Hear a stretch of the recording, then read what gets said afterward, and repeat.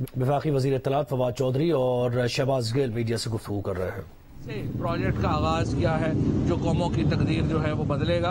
आप देखिए कि वज़ीर-ए-आज़म का जो हमेशा ये मौक़िफ़ रहा है वो ये रहा है कि हमें असल में एक अपनी इलेक्शन को नहीं, कौम को देखने की ज़रूरत है। इसीलिए पाकिस्तान में 10 बड़े डैम्स जो कि मंगला तरबेला मंगला के बाद हमने कोई डैम बनाया ही नहीं, पहली बार ये डैम्स बन रहे हैं जिससे हमारा पानी का रिजर्वायर बेहतर होगा। मुल्क में इस वक्त 2 लाख कंपनियां हैं। आपको ये जानकर हैरत हो गई कि 1,57,000 कंपनी पिछले 2.5 साल में बनी है। इसी तरीके से जो हमारी एग्रीकल्चर के ऊपर जो हमारा फोकस था उसकी वजह से 5 नई फसलें, 5 बड़ी फसलें जो हैं उनका बम्पर क्रॉप हुआ।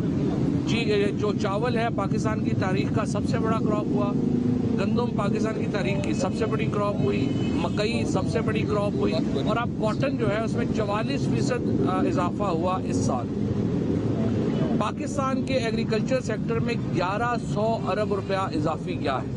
इसी वजह से पाकिस्तान में रिकॉर्ड सेल हो रही है कारों की, पाकिस्तान में रिकॉर्ड सेल हो रही है मोटरसाइकिलों की, पाकिस्तान में रिकॉर्ड सेल हो रही है ज़रई बीज अद्वियात और इनकी। लिहाजा जो पाकिस्तान का एक अमूमी मईशत है वो तरक्की की जानब गामज़न है।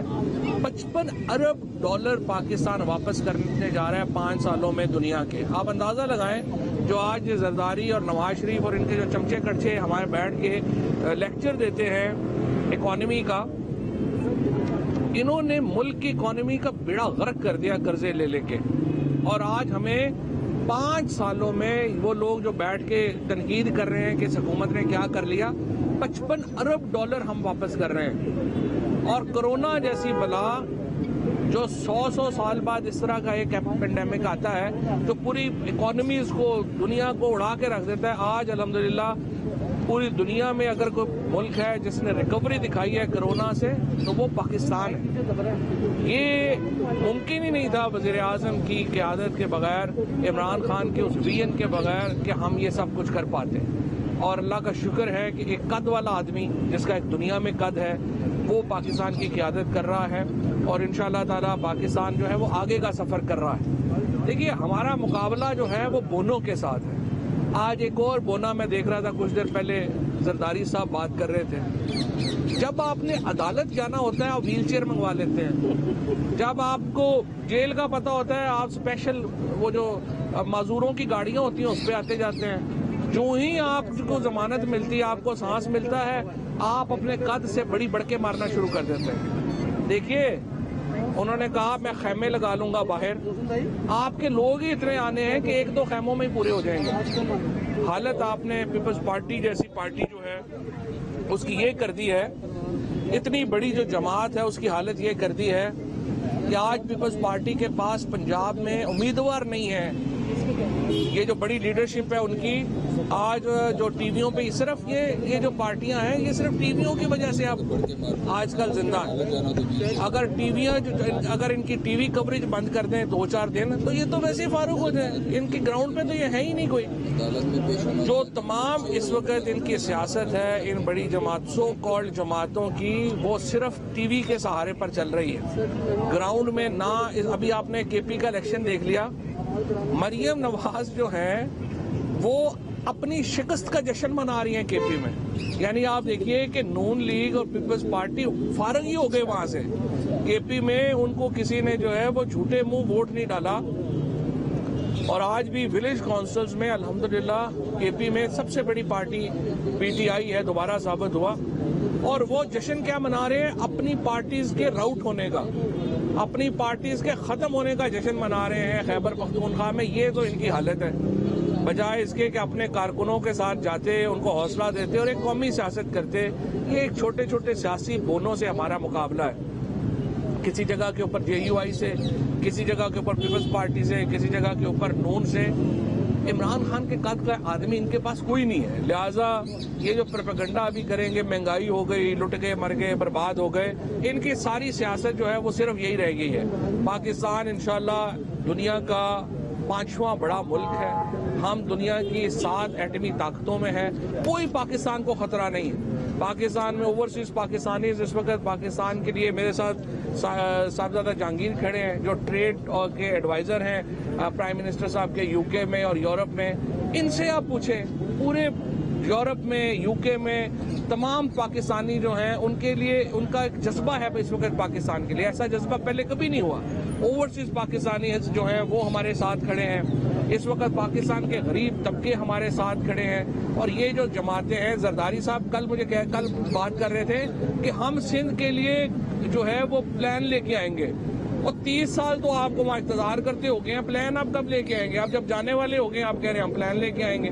अगली हुकूमत इंशाल्लाह सिंध में भी पीटीआई बनाएगी। आप जो लाहौर और इस्लामाबाद आने के चक्कर में है, बड़ी जल्दी आपको पता चलेगा आप लड़काना जाने जोगे भी नहीं है और आप नवाबशाह जाने जोगे भी नहीं है। लिहाजा इन बातों में ना पड़े। और इंशाल्लाह ताला ये जो नवाज शरीफ जो है इन्होंने अपनी बाकी जिंदगी पाक लेन में गुजारनी है। जरदारी साहब ने अपनी बाकी जिंदगी दुबई गुजारनी है। मुल्क इनसे आगे चला गया है और इंशाल्लाह पीटीआई की क़यादत में, इमरान खान की क़यादत में एक मुस्तहकम मुल्क जो है वो बनने जा रहा है। एक बात मैं ऐड कर दूं यहाँ पर। पिछले 15 दिन में काफी एक बड़ी मुनज़्ज़म किस्म की कैंपेन की गई। एक बच्चे को पहले सिंध में लॉन्च करने की कोशिश की गई थी, बिलावल जरदारी साहब को। एक कंसल्टेंट हायर किया गया जिसने बताया कि बंदा हैंडसम लगता हो तो वोट मिलते हैं। उसके लिए फिर बड़ा पैसा लगाया गया कि अपने घर में सबसे हैंडसम बच्चा ढूंढा गया जिसका सियासत में बेचारे का कोई लेना देना नहीं है। वो तो नाना के लूटे हुए पैसों से खरीदे हुए घोड़े पे बैठ के पोलो खेलना चाहता है बच्चा। उसको कपड़े पहनाए गए, महंगे बटन लगाए गए। 15 दिन लाहौर पूरे को और मीडिया को यरगमाल रखा।